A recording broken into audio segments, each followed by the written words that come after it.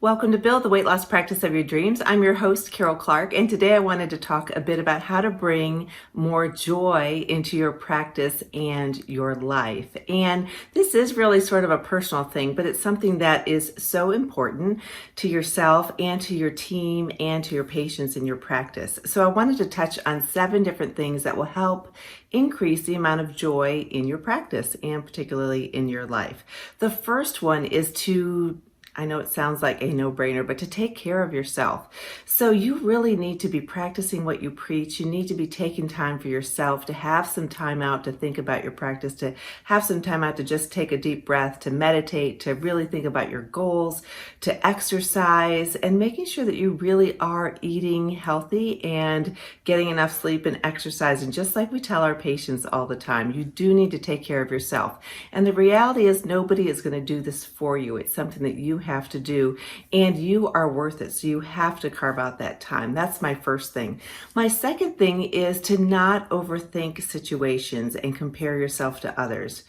So often we can think of something that's a problem in our life, and the more we think about it, it just grows in its enormity and how it takes over our thoughts. And then oftentimes we can create problems for ourselves by comparing ourselves to others when really you just need to be yourself and build the practice that you desire. So often, like I say, we compare ourselves or we overthink things. We think that there's an issue going on. And if you just ask about it or are upfront about it, sometimes you find out you really were overthinking something and it really isn't as big of an issue as you may think. So something could be keeping you up at night and it's not as big of an issue. So try not to overthink and compare yourself to others.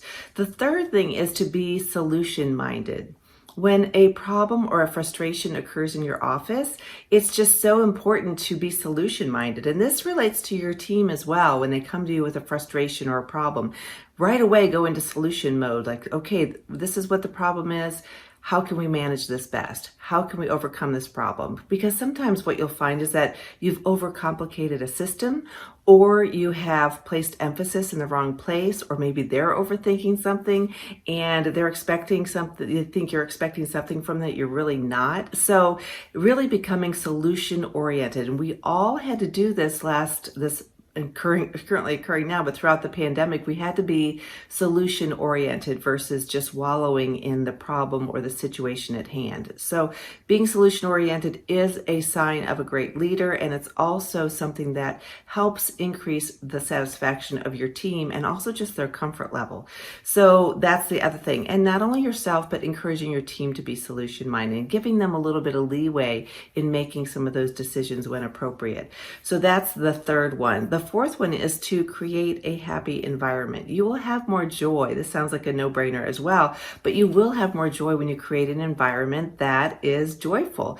So in our office, we are very focused on the signs that we have in the office that have, one of them is just happy to be here. It's on a little wooden sign. We are happy to be there. We have motivational posters throughout with people showing success.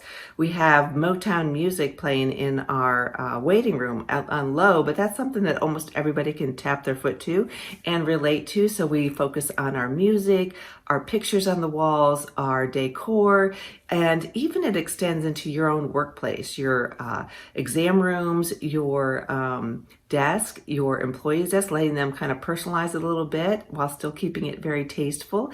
But it brings joy if they see pictures of their kids or their grandkids or something that makes them happy. So you want to design an environment that really brings joy to you and your team and your patients as well, and involve them in that. I know we're getting ready to offer something new, and we're all picking out the paint for the room we're going to be providing the service in, and we're all kind of getting really involved in that and creating an environment that's going to be very inviting. So that is my fourth one. The fifth one is to provide genuine support to your team when they need it. And this ends up happening in reverse as well. As you know, you work with people so much, they become sort of your family.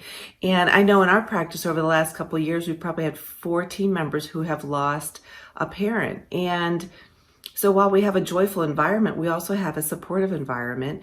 And this is one where we know that there are going to be some tears sometimes. There are going to be some struggles in everybody's life. There's going to be illness, and we want to make sure that we are supportive of that. So that relates to just even, how you interact, your verbal communication, just really how you demonstrate that you care. A little note, even on a sticky or a card, giving them something. And I find that that is given in return when I may have something going on in my life, or there's something going on and they can tell I'm a bit stressed about it. Oftentimes I'll just find a little note under my door, and it really boosts my my whole outlook, and it helps you take a deep breath and move forward. So being able to provide that supportive environment and genuine support. And then the sixth one is to just every so often and ask how they're doing, ask how your team is doing, and be genuine in that. You want to know if something's going on because it may explain a behavior, or it may be something that you can help them with and you can help them work through. But, ask how people are doing and make sure that you are out there with your team.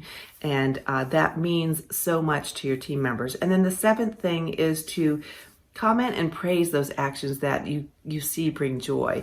I get a chuckle. I can be in my office and I can hear the team out there just chuckling with the patients, or saying, we can't wait to be a part of your weight loss journey, when they're talking to them on the phone. And I like to go out and recognize that pretty quickly. Because they're awesome. They're great. They're great motivators for our patients. And it's something that the more you praise, it also occurs more often. And they don't necessarily want the praise for that reason, but it just helps make them feel good too. So recognize when good things are happening and recognize it right at the moment that it's happening, and be fair to everybody. So those are my top tips for a more joyful practice and life. I hope you found them helpful. If you've got ones that you utilize in your practice, please share them below. If you ever want to talk about anything going on in your practice, or have a little bit of an opportunity audit for how you might be able to improve things, please reach out to me, Carol, Karol, at weightlosspracticebuilder.com. If you're not a member of Bariatric Business Boss, hop on over there, bariatricbusinessboss.com, and check it out. I'd love to get to work one-on-one with you and provide you with lots of resources every single month for you and your team. So in the meantime, take care. I appreciate you and all you're doing for your patients. Have a great day.